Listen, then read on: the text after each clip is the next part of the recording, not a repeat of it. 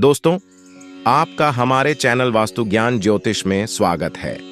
इस चैनल पर दी गई जानकारी शास्त्रों और वेदों पर आधारित है तथा हम इस चैनल के माध्यम से आप तक सनातन का ज्ञान पहुंचाना चाहते हैं तथा सनातन धर्म को आगे बढ़ाना चाहते हैं। दोस्तों, आधी अधूरी जानकारी बहुत खतरनाक होती है, इसलिए इस वीडियो को पूरा देखें और लाभ उठाएं। अतः आपसे अनुरोध है कि आप इस चैनल को ज्यादा से ज्यादा लोगों के साथ शेयर करें और हमारा हौसला बढ़ाएं और कमेंट में लिखें जय श्री राम।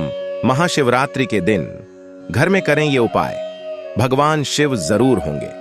प्रसन्न भगवान शिव का दिन है, तो इस दिन वास्तु की अहमियत और भी बढ़ जाती है और भोले भंडारी को प्रसन्न करने का उनके भक्तों के पास एक सुनहरा मौका भी है।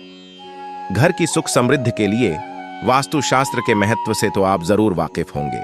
मौजूदा समय में भी इसकी अहमियत बरकरार है, क्योंकि हम भले ही 21वीं सदी में पहुंच गए हों और पुराने रूढ़िवादी रीति रिवाज व परंपराओं को पीछे छोड़ चुके हों, मगर कई ऐसी चीजें हैं जो सदियों से चली आ रही हैं और उनके होने के पीछे अपना एक खास महत्व है। जैसे कि वास्तुशास्त्र को ले लीजिए, और चूंकि शुक्रवार को महाशिवरात्रि है, भगवान शिव का दिन है, तो इस दिन वास्तु की अहमियत और भी बढ़ जाती है और भोले भंडारी को प्रसन्न करने का उनके भक्तों के पास एक सुनहरा मौका भी है। तो चलिए आइए आपको महाशिवरात्रि पर वास्तु के कुछ उपाय बताते हैं, जिन्हें आप अपना कर देखें। कहते हैं इससे आपके दुर्भाग्य सौभाग्य में बदल सकते हैं। अगर आपके घर पर कोई शिव की मूर्ति न स्थापित हो तो महाशिवरात्रि का दिन बहुत ही शुभ है। इस दिन मंदिर की उत्तर दिशा में भगवान शिव और गणेश की मूर्ति विधि विधान से स्थापित करें। कहते हैं जिन घरों में साफ सफाई होती है वहीं देवी देवताओं का वास होता है, इसलिए महाशिवरात्रि पर घर को साफ सुथरा रखें। इससे दरिद्रता, दुख और अनशांति जैसी बातें सदा के लिए खत्म हो जाती हैं। माना जाता है कि हमारे घर में नकारात्मक ऊर्जा तुरंत ही प्रवेश कर जाती है, जिसके कारण घर में परेशानी आती है। इसलिए महाशिवरात्रि के दिन घर के हर कोने में नमक का पानी छिड़कें या फिर पूरे घर में पोछा लगाएं। इससे नकारात्मक ऊर्जा बाहर निकल जाएगी। महाशिवरात्रि के दिन घर के मुख्य द्वार और सभी खिड़कियां खुली रखें। साथ ही मुख्य द्वार पर लाल सिंदूर से स्वास्तिक का निशान बनाएं और दोनों ओर शुभ लाभ लिखें। पूजा या शुभ कार्यों में काले रंग के वस्त्र नहीं पहनने चाहिए। ऐसा करने से भगवान नाराज हो जाते हैं, इसलिए महाशिवरात्रि की पूजा में भूलकर भी काले वस्त्र न पहने। महाशिवरात्रि पर भगवान शिव की पूजा करते समय भूलकर भी ना करें। ये गलतियां कई ऐसी चीजें हैं जिनका दूसरे देवी देवताओं की पूजा में आवश्यक रूप से इस्तेमाल होता है, मगर उन्हें भगवान शिव की पूजा में भूलकर भी प्रयोग नहीं करना चाहिए।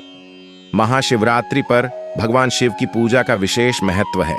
कहते हैं इस दिन जिसने देवों के देव महादेव को प्रसन्न कर लिया, उनकी सारी मनोकामनाएं पूर्ण हो जाती हैं।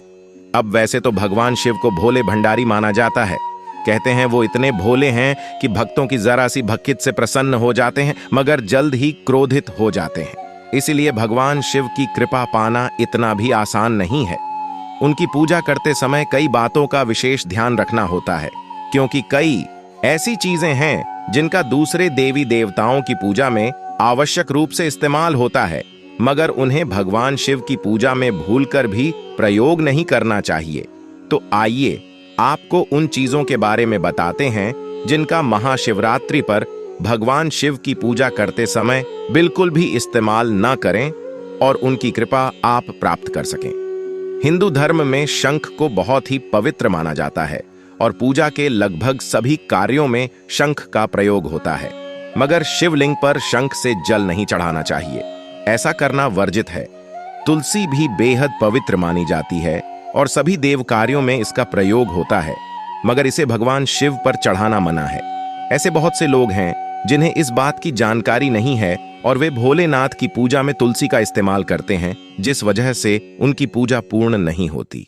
ऐसे कई धार्मिक कार्य हैं जिसे हल्दी के बिना पूर्ण नहीं माना जाता, मगर भगवान शिव को हल्दी अर्पित नहीं की जाती। ऐसा इसलिए क्योंकि हल्दी स्त्री सौंदर्य प्रसाधन में प्रयोग की जाती है और शास्त्रों के अनुसार शिवलिंग पुरुषत्व का प्रतीक है। भोलेनाथ को लाल रंग के फूल नहीं चढ़ाए जाते। साथ ही केतकी और केवड़े के फूल चढ़ाना भी मना है। भगवान शिव को सफेद रंग के फूल चढ़ाने चाहिए, इससे वो जल्दी प्रसन्न होते हैं। भगवान भोलेनाथ पर हमेशा पीतल, कांसे या अष्टधातु से बर्तन या लोटे से ही जल चढ़ाना चाहिए, लोहे या स्टील के बर्तन से नहीं। तो इस बात का भी विशेष ध्यान रखने की जरूरत है।